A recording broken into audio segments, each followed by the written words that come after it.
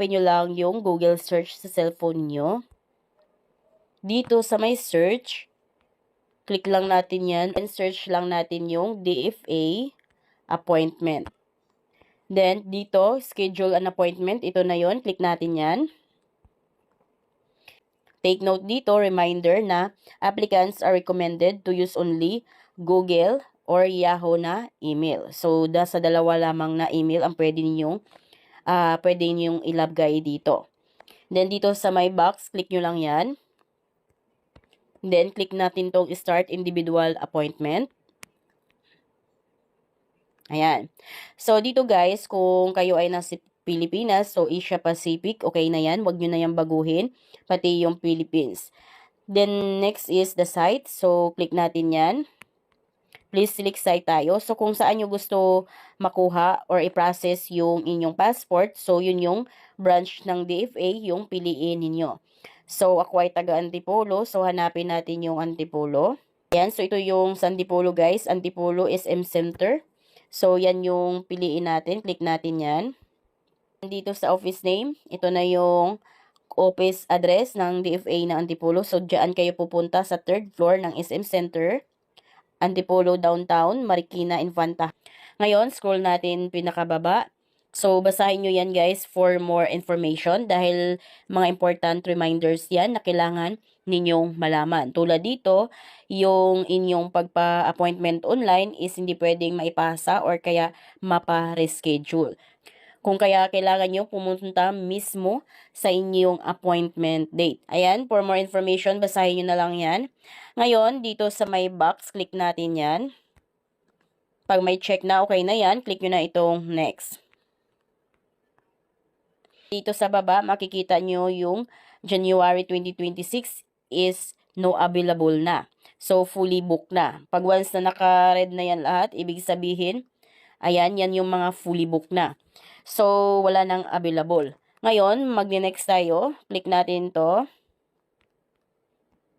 Ayan, so, ganun din. By February, fully booked na rin. So, next ulit tayo ng month. Tingnan natin sa March. Ayan guys, so unfortunately March wala din, fully booked din. So dahil wala nang available sa Antipolo, so maghanap tayo ng pinakamalapit sa Antipolo na pwede nating mapag-process ng ating passport. Ito na lang tayo sa DFA NCR East, SM Mega Mall, Mandaluyong City. Click natin yan. Ayan, so dyan naman, sa January, fully booked din. Click natin. Try natin next month. Ayan. So, by February 2026, ayan, meron na siyang available for the February. Ito lang yung naka-color green.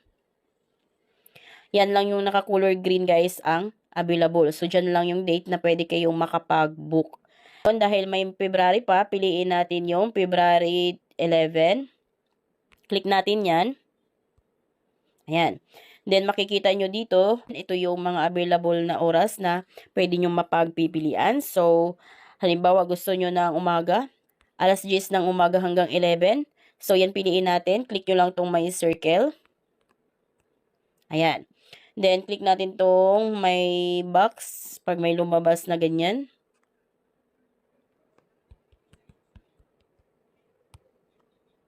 Kung sure na kayo dyan sa schedule na pipiliin ninyo, click nyo na itong next. Then dito, scroll natin sa pinakababa. Kailangan nyo itong basahin guys. Ayan, naka-red yan. So, ibig sabihin, important reminders din yan. Palagay, ensure that all the details in the name, like first name, middle name, and last name, and date of birth is correct. So, hindi kayo pwedeng magkamali dito. Dapat tamang-tama lahat ng details na nakalagay sa pag-fill up nyo dito. So, again, dapat 100% na tama yung mga details na mailagay ninyo dahil hindi na yan editable pagdating nyo sa DFA. So, dapat tama lahat yung details na mailagay ninyo dito. Kung naintindihan nyo ang lahat na nandito, dahil ito ay may English at may Tagalog. So, kung malinaw na, click nyo tong my box. Na ibig sabihin, naintindihan nyo yung mga nakasulat dito. So, dito sa phone number, kung meron kayo, lagyan ninyo. Kung wala is, wag nyo nang lagyan. Then next is your cell phone number, your email address, confirm email address. Kung ano yung nilagay nyo na email address dito, dapat tugma dito. Next is your last name, apelyido, pangalan, middle name, kung meron. Kung wala kayong middle name, so skip nyo lang yan, wag nyong lagyan. Next is your date of birth. So, kung kailan kayo pinanganak, anong month, anong date, at saka anong year. Dito din, kung halimbawa, sa gender, kayo ay female, so piliin nyo yung female. Next is the civil status, kung ano nga ba yung status ninyo, kung kayo ba ay single, married, or next is the birth legitimacy. So, click natin yan. So, kung kayo is legitimate, kung ano yung nakalagay sa birth certificate niyo, so yun yung sundin nyo. So, legitimate, kung halimbawa, ayan. Next is country of birth. So, kung pinanganak kayo sa Pilipinas, so yung piliin niyo is Philippines. Then, the province, kayo pinanganak, at ano yung city or municipality. So, after nyo yan fill upan, so double check, triple check nyo kung tama ba. Then, pag tama na, click nyo na itong next. And next naman is the father's information. Lagay nyo lang dito yung apelyido ng papa ninyo, pangalan, middle name kung meron. Then, the country, citizenship, Philippines. So, wag nyo nang baguhin yung Philippines kung sa Pilipinas naman. Next is the mother's information. Lagay nyo yung apelyido ng mama ninyo sa pagkadalaga, pangalan niya, at middle name niya sa pagkadalaga. Then, kung anong citizenship niya. Then, after nyan, click nyo na tong next. Next naman is kung ano yung application type ninyo. So, click natin to. Ayan. So, kung kayo ay bago lang nakukuha ng passport, so, i-in nyo yung new. Ayan. Then, basis of Philippine citizenship. So, paano ka naging Pilipino? So, click natin yan. So, kung kayo ay naging Pilipino through birth, so, click natin yan. Kung dito kayo pinanganak. Ayan. Then, kung kayo is foreign passport holder ba? Kung no, so okay na yan. For the emergency contact person naman, so lagay nyo dito yung kompletong pangalan at saka cellphone number ng contact person ninyo. Then, click next. Next naman is the kasulukuyang address mo. So, complete address, lagay mo dito. Then, yung anong city, province, or state, or country. Then, your occupation. Then, kung halimbawa, applicable ito sa inyo kung ano yung office number ninyo at saka office address. Pero kung hindi ito applicable sa inyo, so skip nyo lang, pwede yang hindi lagyan. So, bago kayo mag-submit dito, make it sure lang na tama lahat yung mga information na nailagay ninyo dito. Then, pag once na may mali dyan, click nyo muna itong edit. Then, pag na-edit nyo na, so baguhin nyo yung kung ano yung mali dito. So, kung tama na lahat ng information na nailagay nyo dito, so scroll nyo lang sa pinakababa, click nyo tong my box. Ayan, then pag may lumabas na ito na ganito, so kung ano yung nakalagay dyan na image, so yun yung pindutin nyo dito. Then click next. Ayan, traffic lights. Ayan, click verify. Ayan. Then pag nag-color green na check na okay na yan. Next is dito sa my box, click nyo lang yan. Pag may check na okay na yan, click nyo na itong confirm. Ito, please choose sa processing type. Kung regular processing yung piliin ninyo, so piliin nyo lang yan, click nyo yan. Then, ito ay magagawa yung inyong passport in 12 working days. Pag once naman na ito yung piliin ninyo, special processing is mas mahal, 1,200 pesos. Samantalang sa regular process is 950 pesos. But take note dito sa special processing, so applicable lamang ito sa mismong DFA site ng Asiana. So, hindi pwede sa ibang branch. Sa Asiana branch lamang. So, ngayon, dito sa payment naman, so kung ito yung piliin ninyo, payment, so ito ay via Paymaya. Then, dito naman sa debit or credit card, pwede ito through GCash or kaya through Paymaya din or mga online. Pag once naman ito yung piliin ninyo, over-the-counter payment to be made at authorized payment center.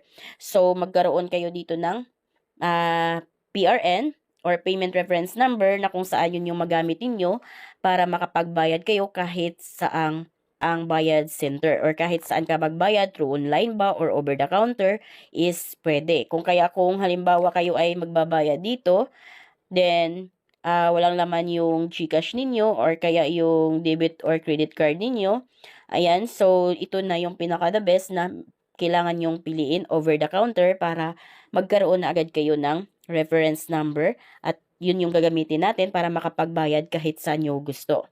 So, piliin natin to. Ayan. Then, lalabas na yung nandito.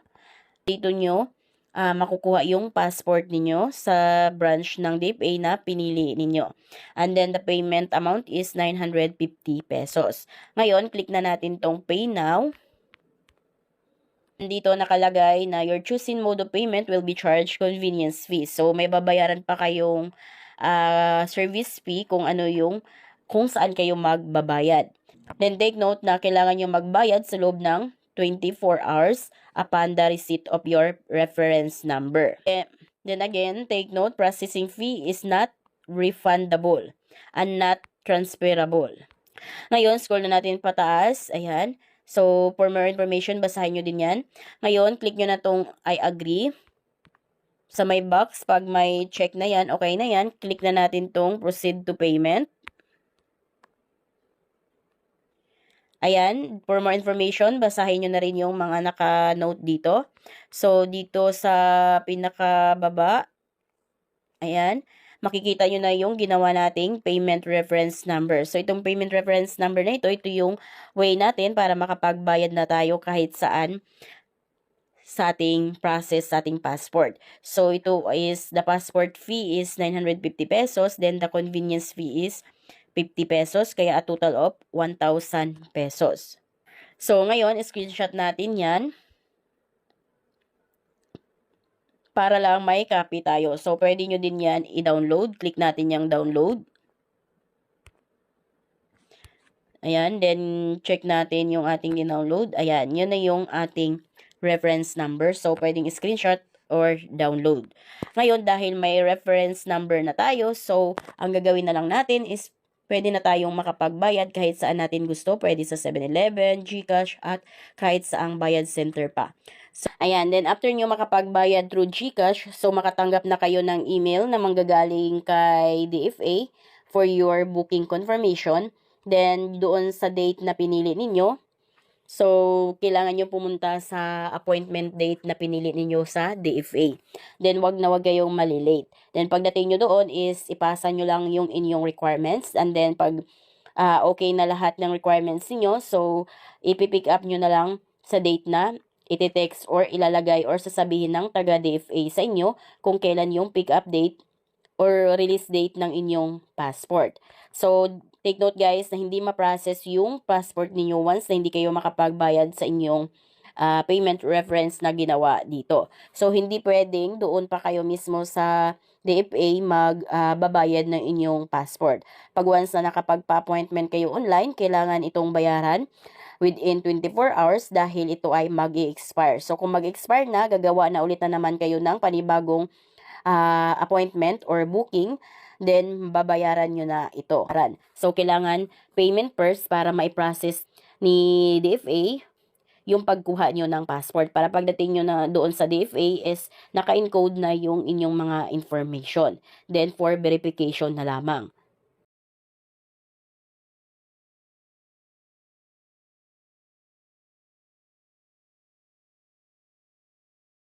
So, ganun lang guys. So, kung kayo bago sa aking vlog, please consider to subscribe para updated kayo lagi sa mga informative na mga videos ko. Thank you for watching!